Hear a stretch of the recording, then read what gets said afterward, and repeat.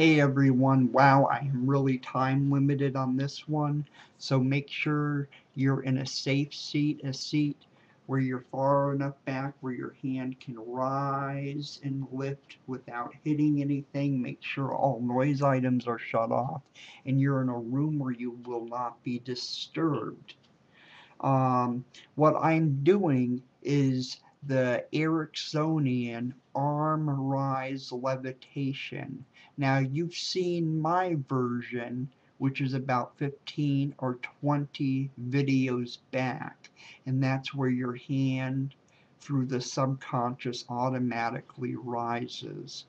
This here I bought from subliminalscience.com by Richard Nongard. So look up Richard Nongard or subliminalscience.com here on the web. Actually, in one of his videos, he demonstrates it. I want you to watch his, and then I want you to watch mine, though I think most of you have watched my Ericksonian arm rise levitation induction, and see what you like out of each one. Okay? He uses a little bit of confusional language. That's about the only difference, and I hope you enjoy his version as well as mine. Thank you.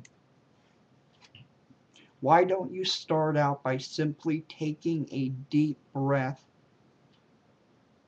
and making the decision to relax? Although your hands may be crossed, a lot of times people find it easier to relax if they simply set their hands on each of their legs. You can look at your two hands. As you look at those hands, you may see some similarities, or perhaps you may begin to notice some differences between them. In a moment, I am going to ask your mind. Your conscious mind may hear the words that I am using, but the subconscious mind will actually make the choice to choose between the two hands. And it doesn't matter how fast I talk or how slow I talk, your subconscious mind will always hear me. You may choose the left hand. Perhaps you will find that is actually the right choice for you. Or you might choose the right hand. The other hand will only be, of course, the hand that is left. You may or may not understand why you made the choice that you made from between the conscious mind, but the subconscious mind will understand the differences between those two hands. In your subconscious mind, whether it is your conscious mind, it can hear the words that I'm using, or the subconscious mind with experiences and feelings that you have experienced in life.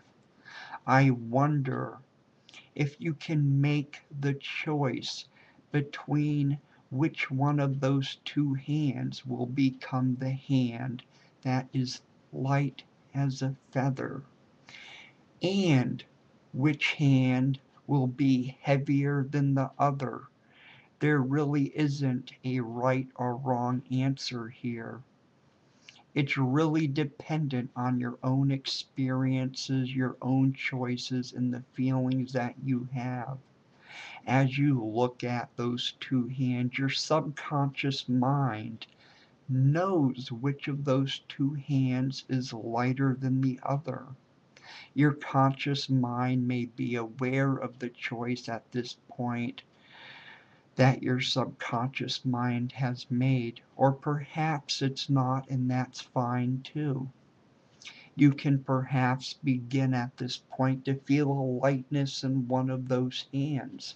That lightness can extend to the fingertips and even into the nails of that hand your subconscious mind has selected. That lightness perhaps extends all the way up through the forearm and even into the elbow. If you find your eyes getting tired while you stare at that hand, you can allow your eyes to close. If you do, you will find that the relaxation you experience is twice as deep.